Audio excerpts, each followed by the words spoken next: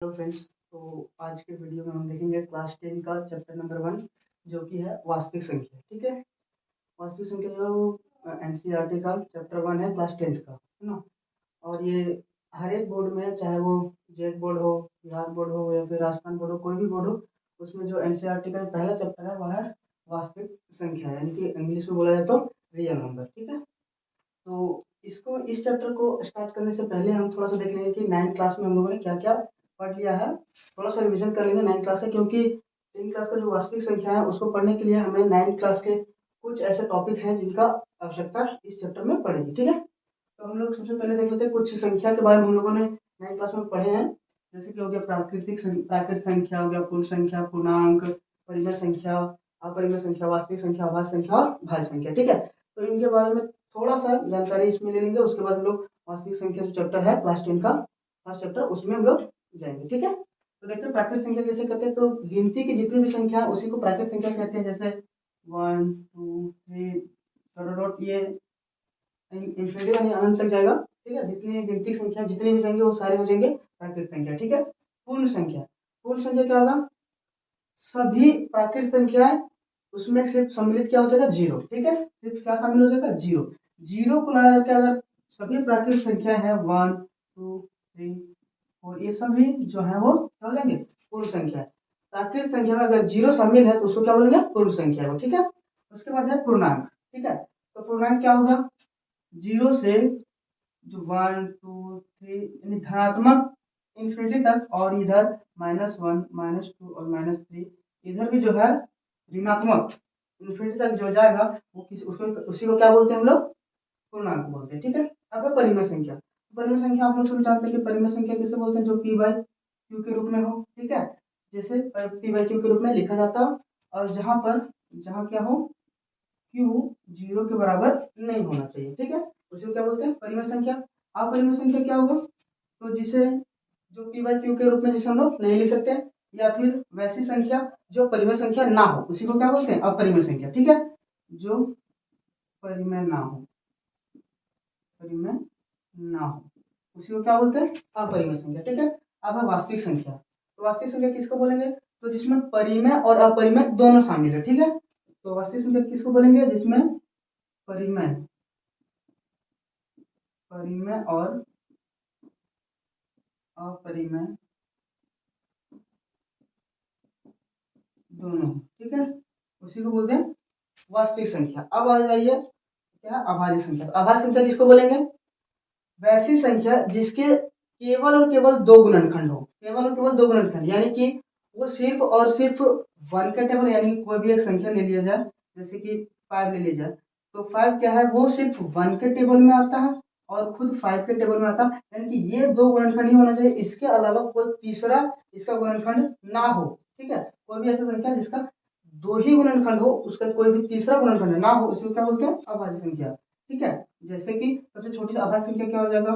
2, उसके बाद क्या होगा? 3, उसके बाद 5 7, इसी तरह आगे चलते जाएगा। ठीक है, उसके बाद है भाज्य संख्या। भाज्य संख्या क्या होगा? कि जिसके दो से अधिक गुणनखंड हो। जैसे 4 का क्या क्या गुणनखंड हो सकता है? 1 2 और 4 खुद ही हो सकता है, तो इनके कितने गुणनखंड हो गए? 3 गुणनखंड हो गए। तो ये जो होगा वो भाज्य संख्या हो जाएगा। ये जो हो जाएगा हमारा भाज्य संख्या हो जाएगा। ये हो जाएंगे 4, जो हो जाएगा वो हो जाएगा हमारा भाज्य संख्या। ठीक है, भाज्य। इसी तरह और भी हो जाएगा, 4 हो गया, 8 हो गया, 9 हो गया।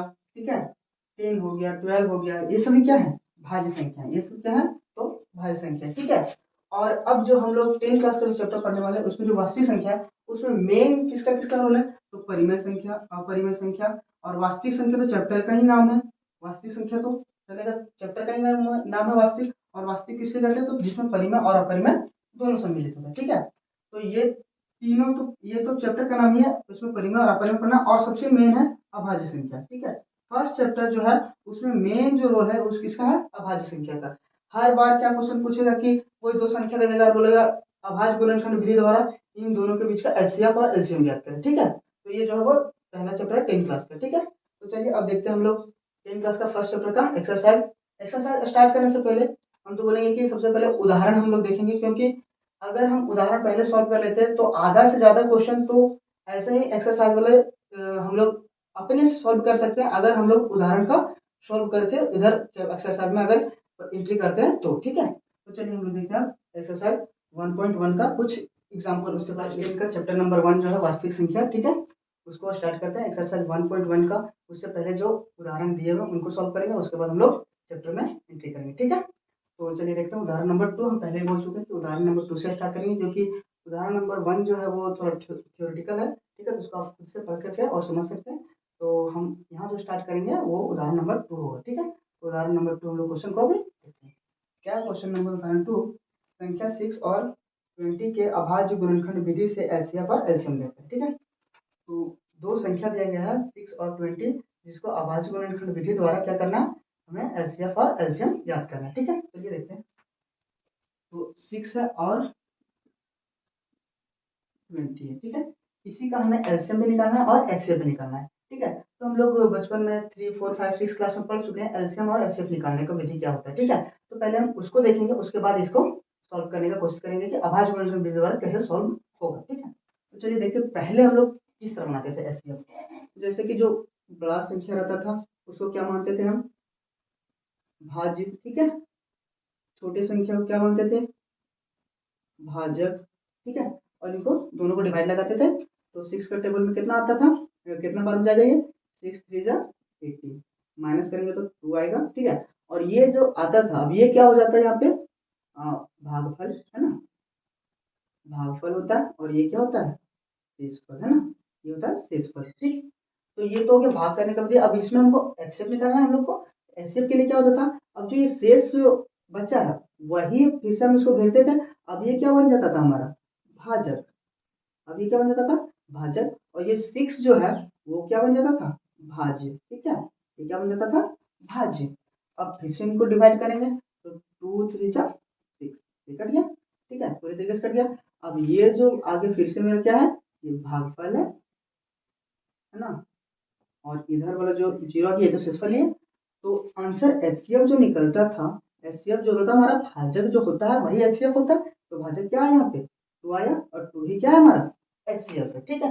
ये हम लोग बचपन में सीख चुके हैं। एलसीएम भी इसी तरह से पहले निकालने का विधि क्या था, वो थोड़ा सा देख लेते हैं कि 20 और 6 है, इसको एलसीएम निकालने का ऐसा ही रूल था कि कितने टेबल में दोनों कटेगा, तो 2 का टेबल में दोनों जा रहा है, एक 3 बार में और एक 3 बार में। अब कोई टेबल से नहीं जा रहा है, ठीक है, तो इसको तीनों क्या कर देते थे, मल्टीप्लाई कर देते थे, 2 इंटू 10 इंटू 3, ठीक है। तो जो भी इनको मल्टीप्लाई करके आता था 60 आएगा, तो 60 जो आता था हमारा क्या निकलता था, एलसीएम, ठीक है। तो ये तो हम लोग पहले ही बनाने के लिए सीख चुके हैं, है ना।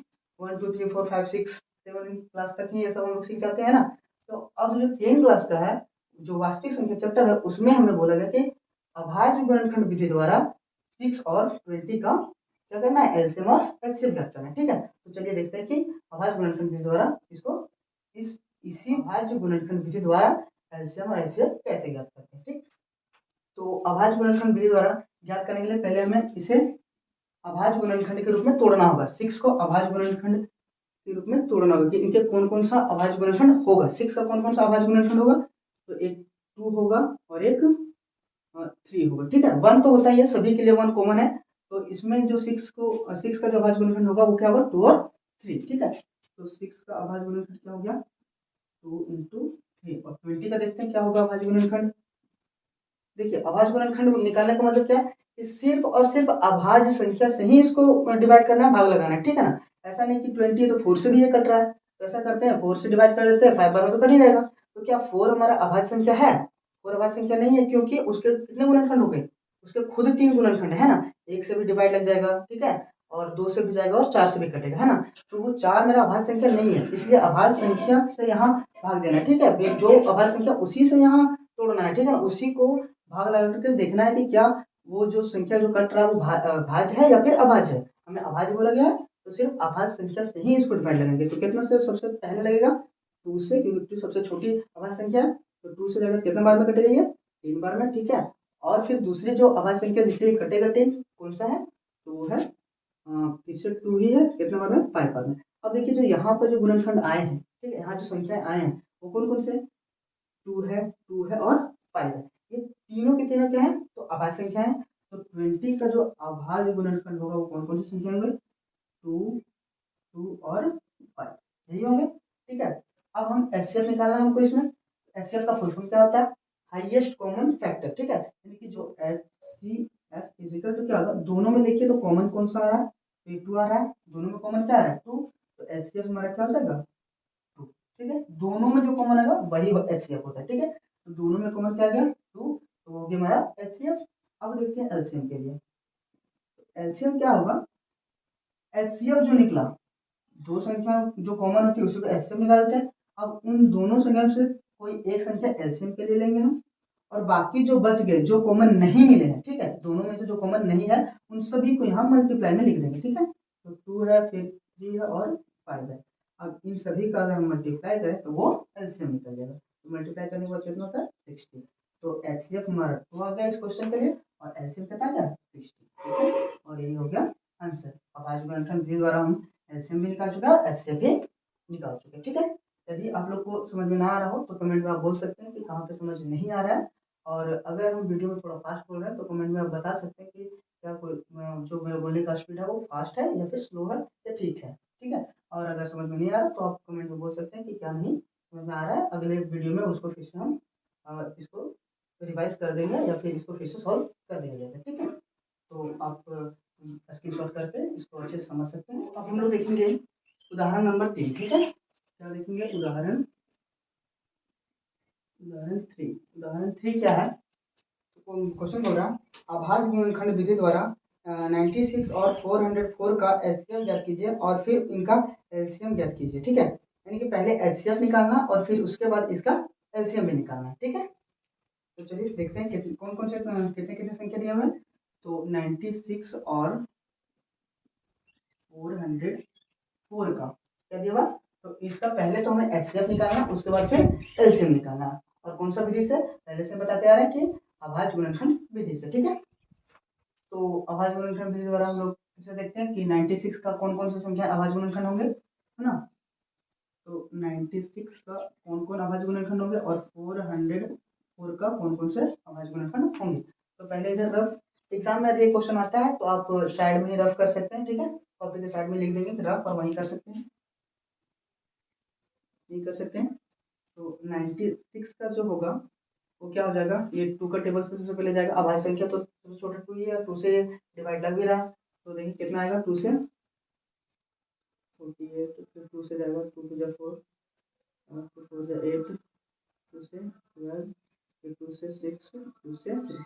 तो 96 का जो अभाज्य गुणनखंड में अगर हम लोग इसको विभक्त करेंगे यानी तोड़ेंगे तो कितनी संख्या आएंगी, तो 2 जो आएगा वो 5 टाइम आएगा, यानी कि 2 into 2 into 2 into 2 into 2, 5 time 2 आएगा, और 1 टाइम 3 आएगा, यानी कि 5 बार 2 आएगा और 1 बार 3 आएगा। ठीक है, इसी तरह 404 का देखेंगे,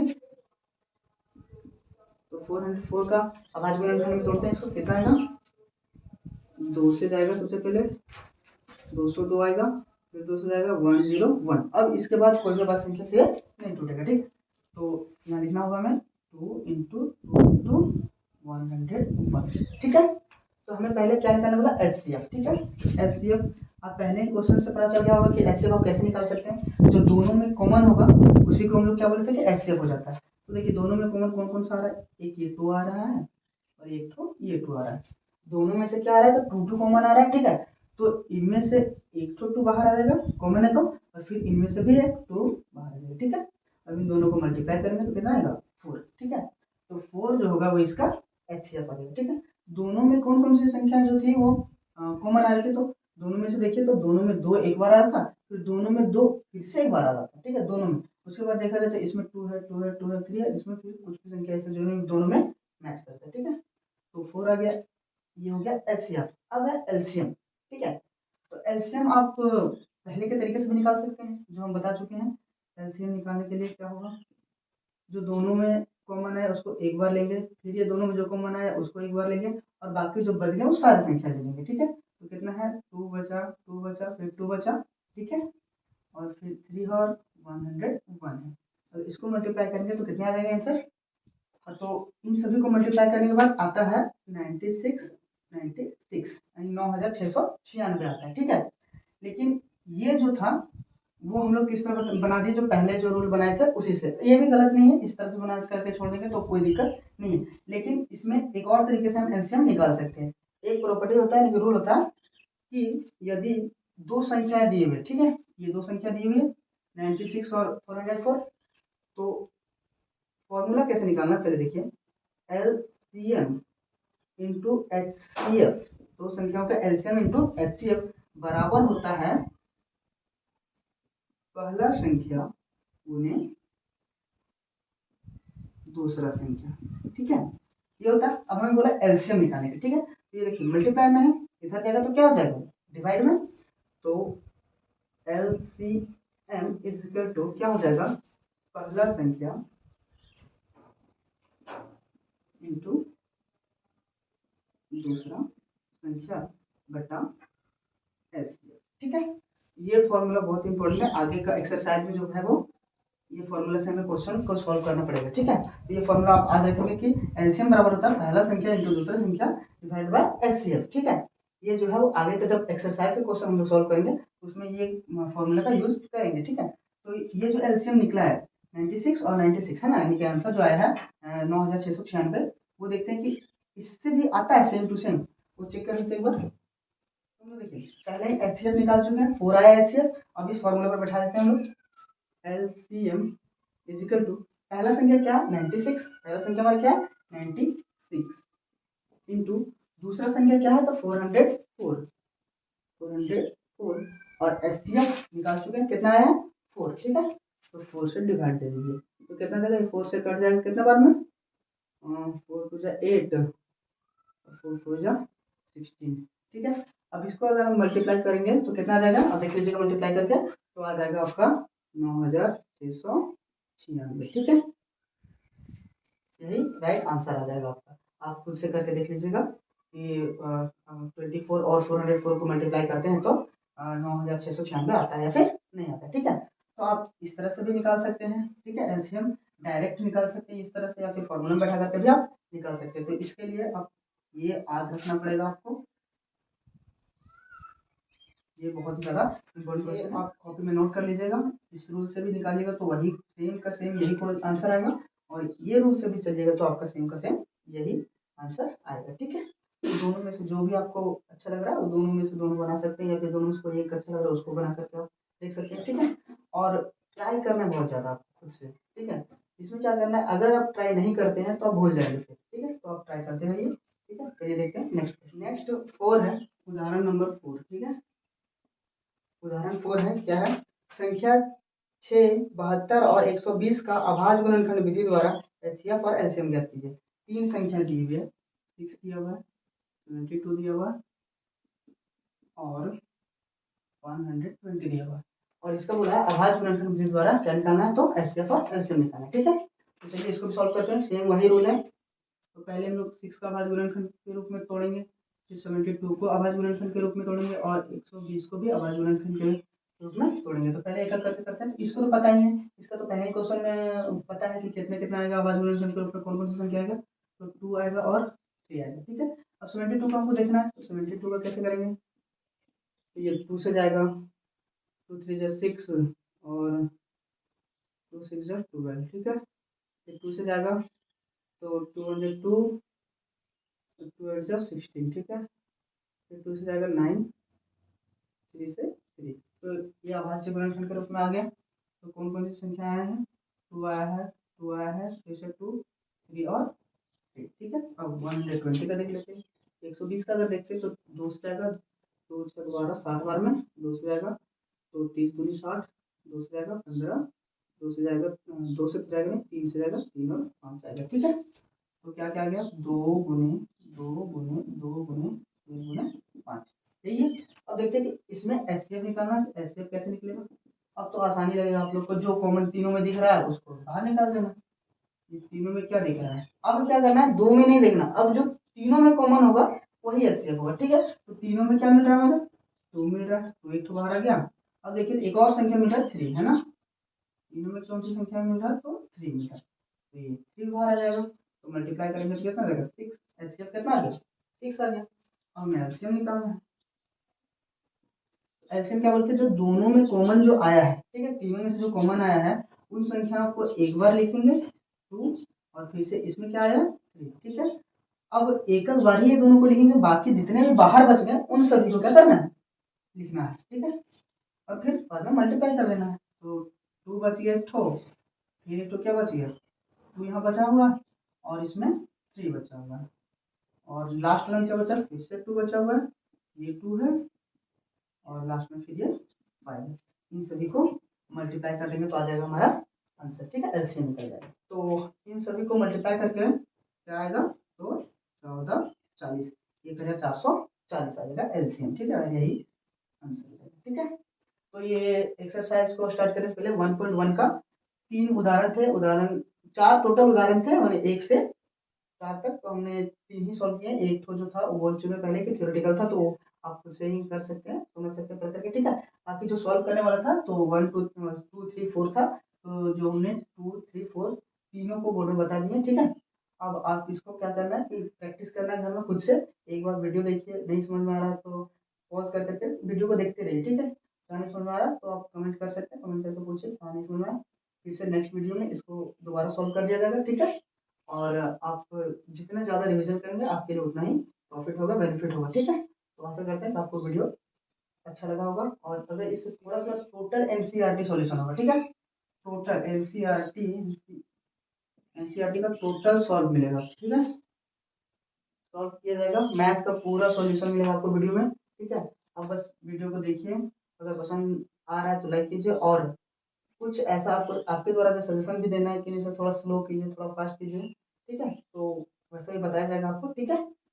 और जहाँ नहीं समझ में आ रहा पूछिए, क्वेश्चन कमेंट में कीजिए, ठीक है, और दोस्तों के साथ शेयर कीजिए, वीडियो को लाइक कीजिए, ठीक है। मिलते हैं अगले वीडियो में।